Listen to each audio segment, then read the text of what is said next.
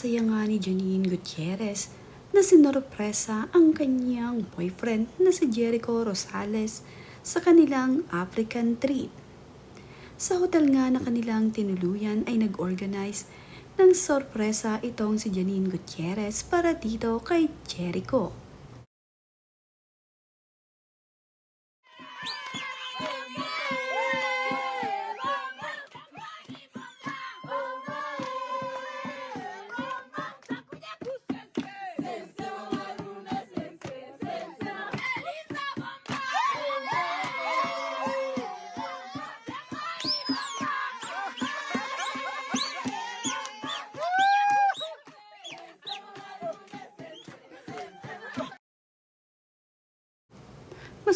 Masaya naman nga itong si Janine Gutierrez dahil successful nga ang naging sorpresa niya para dito kay Jericho.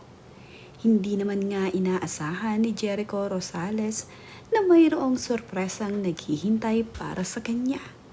Kinausap nga ni Janine Gutierrez ang hotel staff para makantahan ng happy birthday itong si Jericho. Kaya naman itong si Jericho ay walang kaalam-alam na may bigla na nga lamang kumanta ng happy birthday para sa kanya. Hindi nga niya ito inaasahan. Napakabait naman ng mga staff dito sa hotel dahil pumayag nga sila na kantahan ng happy birthday itong si Jericho. Kaya naman itong si Jericho ay nagpapasalamat sa kanila. Napakasaya nga ng naging birthday niya dito. At ito nga ay unforgettable ayon dito kay Jericho Rosales.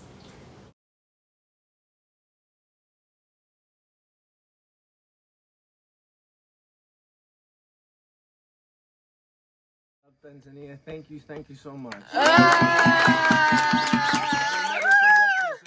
never forget this. You guys are gonna keep me coming back. You're making me cry. Asante sana. Thank you. Hakuna Matata. Happy birthday to you. Happy birthday to you. Happy birthday to you. Happy birthday to you. Nang kumain nga rin itong sina Jericho Rosales sa restaurant, ay mayroon na namang pa-birthday ang mga ito para sa kanya. Naging napakasaya nga ng birthday ni Jericho dahil napakarami na ngang celebration ang naganap para sa kanya. Lalong-lalo na nga sa out of the country trip nila ng kanyang girlfriend na si Janine Gutierrez ay naging napakasaya nito at memorable. Dahil dito nga nila sa Africa, na-celebrate ng marami ang kanyang birthday. Sa ngayon nga ay ine-enjoy ni Jericho Rosales at ni Janine Gutierrez ang kanilang out of the country trip dito sa Africa. Lilibutin nga nila ang nagagandahang lugar dito sa Tasmania.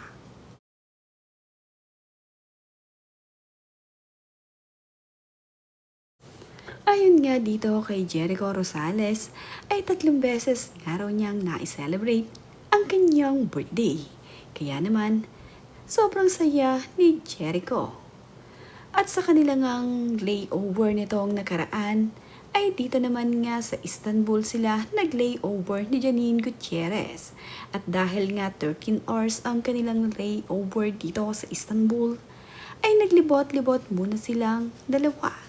Nakapunta nga sila sa magagandang lugar dito. Nabanggit pa nga ni Janine Gutierrez at nag-hi pa siya sa kanyang pinsan na si Lorene at Benice dahil dito nga ang hometown ng tatay ni Lorene at Benice.